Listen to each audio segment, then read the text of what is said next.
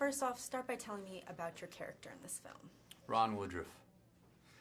Man with a 7th grade education, 2-bit wild-ass cowboys, electrician / part-time bull rider.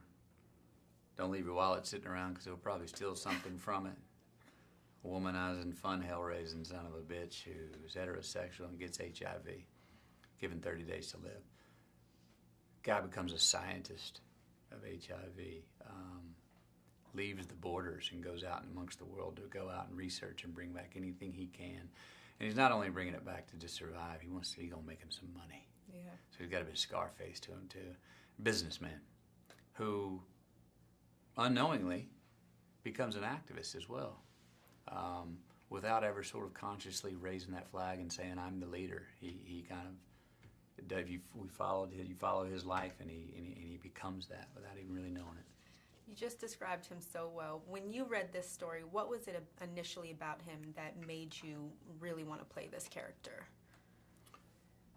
Well, he was a great anti-hero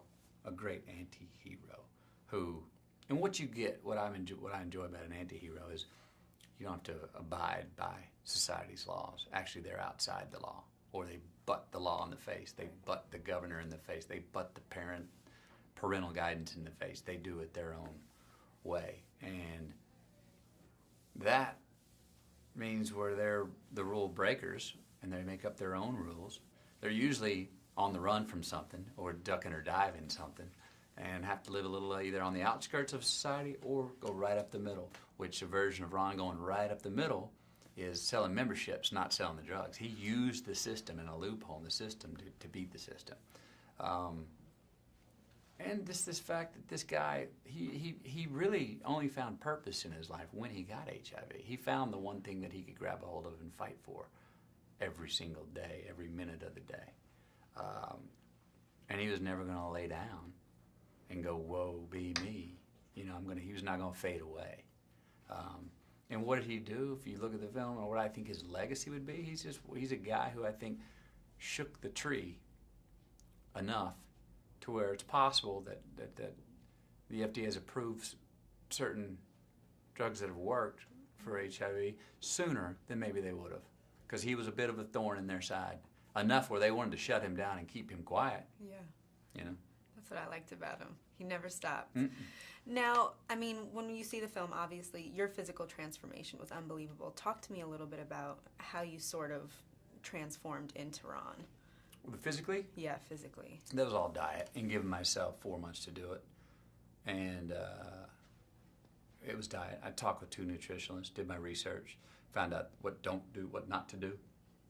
There were many options on how to do it, but there was quite a few things on what not to do. Mm-hmm. And then I just committed to it.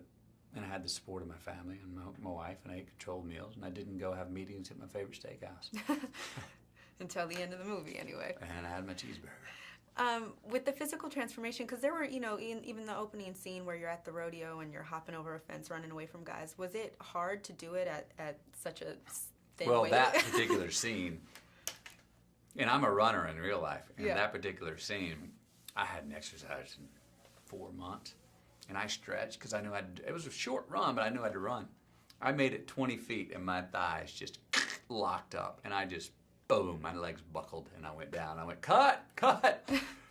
And the 15 cowboys right behind me. Right before I'd run, I was like, try and get me if you can. And I said, when you get me, don't half-ass it. Well, I had to go cut because they were still coming to get me. And now I had to hop up and say, I had no idea that my legs were going to lock up like that. And they just hadn't been used like that. So that was a long day. Yeah. And I was more exercise, and I was sore after that day for a while, which was funny because 4 months earlier, I could have done that 5,000 times in a row, and not been sore. But the human body is incredibly resilient, and I was never for fear that something was going to be, you know, wrong for any long term. Right. Now, aside from the physical transformation, what were some of the challenges about playing Ron? The challenges were, one thing that was important to me was to maintain this anarchic spirit, that this guy was an SOB, that this guy was a real bastard and a real badass and a real selfish son of a bitch. Maintain that.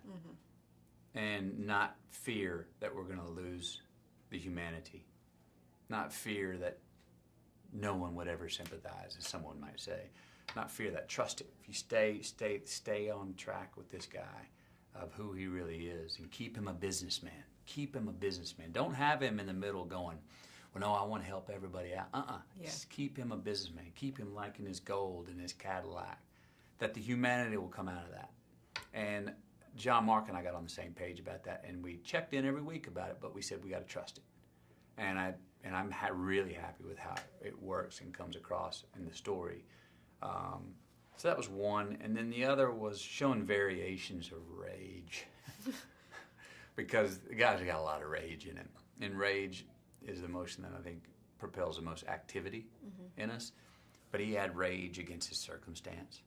He had rage against his ticking clock of how long he's supposed to live. He has rage against the government. He has rage about, probably rage at God. And so his rage at his friends who are isolating him and abandoning him. Different forms of rage to show variation in those.